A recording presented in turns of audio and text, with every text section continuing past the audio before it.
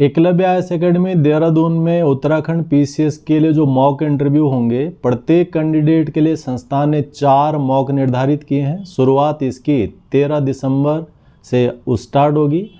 Saturday और Sunday 2 दिन mock के रहेंगे, तो 13 और 14 को पहला मॉक हो जाएगा। उसके बाद जो अगला सैटरडे संडे आएगा उसका मॉक हो जाएगा। तो 4 मॉक प्रत्येक विद्यार्थी के लिए रहेंगे। मॉक के अंतर्गत जो है हम वो तमाम बातें उसके साथ जोड़ेंगे जो आवश्यक रूप से पर्सनालिटी डेवलपमेंट के लिए आवश्यक रहेंगी।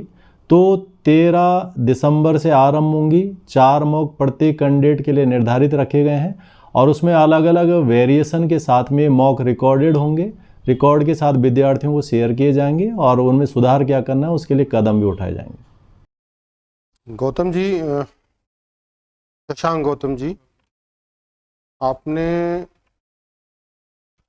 पीएससी करने के बाद फिर बीएड भी किया है, ठीक है, बढ़िया। तो आप क्यों एक शिक्षक न बन के एक प्रशासक बनना चाहते?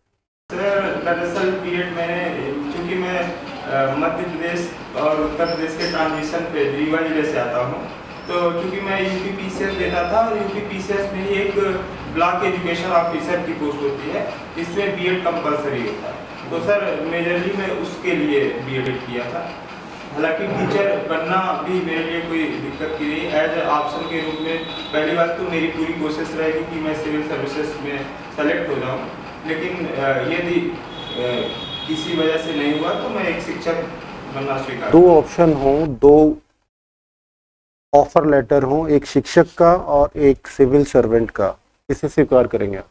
सर मैं सिविल सर्विस स्वीकार करूँ। क्यों? ये है कि मेरी प्रायोरिटी में सिविल सर्विसेज रहा है, ताकि मेरे घर की पारिवारिक पृष्ठभूमि दादा और पिताजी सब सिस्टर भी इवन विभाग में रहे। तो एक मैंने एज चूँकि मेरा फोकस था कि मैं यूपी देता हूँ, उसमें ब्लॉक एजुकेशन ऑफिसर के लिए मैंने बीएड अप्लाई किया था, तो वो एक एडमिनिस्ट्रेटिव पोस्ट। ठीक है। अब आजकल चुनाव चल रहे हैं, एग्जिट पोल और ओपिनियन पोल में क्या अंतर है? सर, एक ओपिनियन पोल दरअसल सर लोगों से रैंडम आधार पे पूछ के उनकी राय जान के देखा जाता है कि उनकी टेंडेंसी किस, और एग्जिट पोल सर ये चुनाव बाद जारी किया जाता है। दरअसल कई सारे मीडिया वाले लोग सर्वे करते हैं जनता, उसके बाद आफ्टर इलेक्शन वो जारी करते हैं कौन से। ठीक है।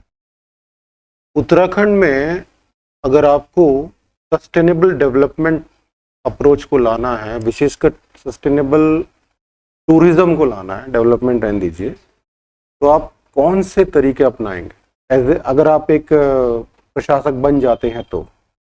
सर सस्टेनेबल डेवलपमेंट के लिए, टूरिज्म, सस्टेनेबल टूरिज्म के लिए सर बेसिकली डेवलपमेंट तो करना ही, और डेवलपमेंट और सस्टेनेबिलिटी में यदि कॉन्फ्लिक्ट होगा तो भी मैं डेवलपमेंट के मतलब आसपास ही ज़्यादा वो प्रेफर करूँगा, क्योंकि डेवलपमेंट और सस्टेनेबल डेवलपमेंट दोनों का कोऑर्डिनेशन बनाया जा सकता है। मेरे लिए उसकी प्रायोरिटी होगी कि इन्वायरमेंट इम्पैक्ट असेसमेंट पे ध्यान दिया जाए।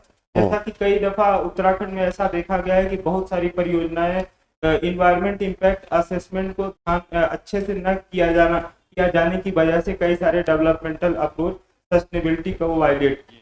तो मेरे हिसाब से सर सबसे पहली बात तो इन्वायरमेंट इम्पैक्ट असेसमेंट पे काम होना चाहिए। उसके बाद सर मैं अपने स्तर पे ग्राउंड लेवल पे मॉनिटरिंग करूंगा और देखूंगा कि वहाँ की जनता की क्या राय है, कि बहुत सारे ऐसी चीज़ें जो कि सस्टेनेबल डेवलपमेंट को दरकिनार करके भी ऐसे डेवलपमेंटल कार्य जो रहे हैं, तो मेरी राय रहेगी कि मैं उनसे आधारभूत स्तर पे उनके साथ कोऑर्डिनेट करके अंजाम दूँ।